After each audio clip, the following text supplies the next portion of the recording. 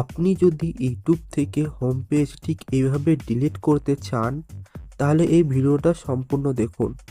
Home page delete করার জন্য আপনাকে এই অপশানে যেতে হবে। তারপরে আপনাকে এই সেটিং অপশানে যেতে হবে। সেটিং অপশানে যাওয়ার পর আপনাকে ম্যানেজ অল হিস্ট্রি এই অপশানটা ক্লিক করতে হবে।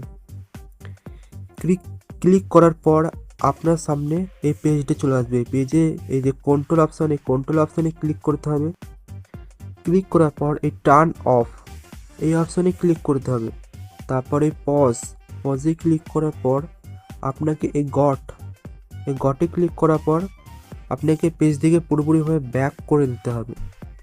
ব্যাক করে নেওয়ার পর আপনি ইউটিউবে রিডাইরেক্ট হয়ে যাবেন। এরপর আপনি এই ভিউ অল যে অপশন আছে, এই ভিউ অল এইখানে ক্লিক করতে হবে। ক্লিক করার পর যে থ্রি ডট অপশান আছে, ওই থ্রি ডট অপশানে ক্লিক করতে হবে।